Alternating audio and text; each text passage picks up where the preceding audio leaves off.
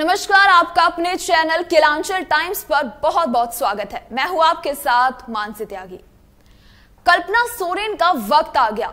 हेमंत सोरेन की गैर मौजूदगी में हेमंत का नाम और चेहरे के साथ सियासत की उस पारी की शुरुआत करने वाली है जिसे सियासी भाषा में विक्टिम कार्ड कहते हैं। दरअसल कल्पना सोरेन की सियासी शुरुआत उसी दिन से शुरू हो गई थी जब से हेमंत सोरेन की कुर्सी पर ईडी का खतरा मंडरा रहा था। गांडिया विधानसभा से निर्वाचित जेएमएम विधायक सरफराज अहमद का इस्तीफा, फिर दिल्ली से ईडी को चकमा देते हुए हेमंत सोरेन का अचानक रांची पहुंचना और महागठबंधन के विधायकों की मीटिंग में कल्पना सोरेन के साथ जाना, चंपई सोरेन का पैर छूकर आशीर्वाद देना, ये बताता है कि पटकथा पहले से ही लिखी जा रही थी। हेमंत सोरेन को ईडी के लगातार मिल रहे समन और बढ़ते दबाव के कारण काफी पहले कल्पना सोरेन को सियासत का चुनावी चेहरा बनाने का फैसला हो चुका था। कल्पना सोरेन अभी भाषण देने की कला प्रदर्शन कर ली, भले ही सियासी मैदान में नहीं किया हो, लेकिन कई कार्यक्रमों में उनके बोलने की कला की परीक्षा हो चुकी है। तो वहीं झारखंड के सबसे बड़े राजनीतिक परिवार में से एक सोरेन परिवार में शादी के बाद 18 वर्ष गुजारने के बाद कल्पना सोरेन राजनीति के हर दांवपेच से पूरी तरह से अवगत हैं। कल्पना सोरेन के लिए राजनीति में एंट्री के लिए यह बेहतर वक्त है। शायद इसमें अनुकूल मौसम होता भी नहीं, क्योंकि हेमंत सोरेन की कुर्सी पर रहते हुए अगर वो चुनाव लड़ती तो परिवारवाद का आरोप लग जाता।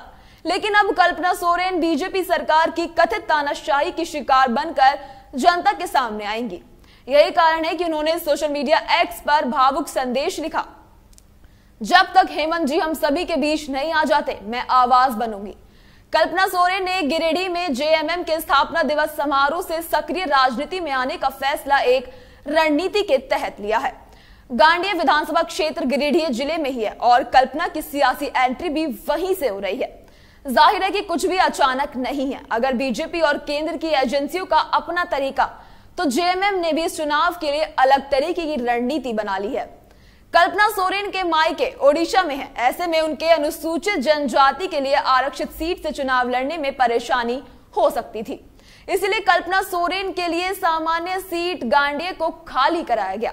अब ये माना जा रहा है कि अगले कुछ महीनों में होने वाले गांडिया उपचुनाव या फिर 2024 के नवंबर-दिसंबर में होने वाले आम चुनाव में कल्पना सोरेन गांडिया सीट से ही चुनाव लड़ेंगी। कल्पना सोरेन के राजनीति में आने से जेएमएम को कितना फायदा होगा और बीजेपी को कितना नुकसान, इसका विश्लेषण जरूरी है। सबसे पहले बीजेपी के नुकसान की चर्चा करें तो भाजपा को पहला नुकसान अपने उम्मीदवारों के सामने बतौर कल्पना सोरेन और हेमंत सोरेन का नाम होना है। बीजेपी भले ही लाख कहे कि हेमंत सोरेन को उनके गुनाहों की वजह से जेल जाना पड़ रहा है, लेकिन झारखंड के मतदाता जिस तरह से जेल से चुनाव वाले प्रत्याशी को चुनकर संसद और विधानसभा भेजती रही है, उससे बीजेपी की भी चिंता बढ़ गई है। बीजेपी अच्छी तरह से जानती है कि हेमंत सोरेन के जेल जाने की वजह से उन्होंने झारखंड में बड़ा सियासी मोहरे को मैदान से बाहर कर दिया है, लेकिन आदिवासी वोटर्स में इसको लेकर नाराजगी है। अब बीजेपी इसकी काट की तलाश में है। दूसरी तरफ कल्पना सोरेन जहां भी जाएंगी, हेमंत सोरेन का नाम और चेहरा तो साथ ही होगा।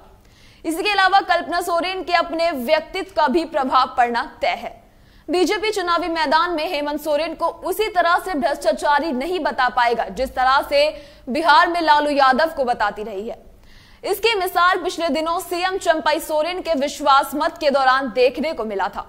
इस दौरान बीजेपी ने हेमंत सोरेन पर सीधा अटैक नहीं कर कांग्रेस पर निशाना साधती रही। बीजेपी अच्छी तरह से जानती है कि भावनात्मक राजनीति का असर देश के चुनावी मैदान में काफी पड़ता है, इसीलिए बीजेपी काफी सावधानी से अब हेमंत सोरेन पर निशाना साध रही है। कल्पना सोरेन की राजनीति में एंट्री से जेएमएम संगठन में भी बदलाव देखने को मिलेगा।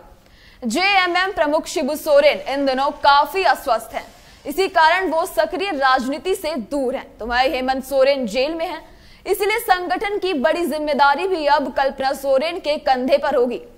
सीएम चंपई सोरेन जेएमएम के कदावर नेता हैं, लेकिन उनका राजनीतिक प्रभाव सिर्फ कोल्हान क्षेत्र तक सीमित है। इसलिए संताल परगना प्रमंडल से लेकर उत्तरी और दक्षिणी छोटा नागपुर प्रमंडल में जेएमएम का मजबूती की जिम्मेदारी भी कल्पना सोरेन को ही निभानी पड़ेगी। ऐसी तमाम बड़ी खबरों से जुड़े रहने के लिए देखते रहिए आपका अपना चैनल केलांचल टाइम्स।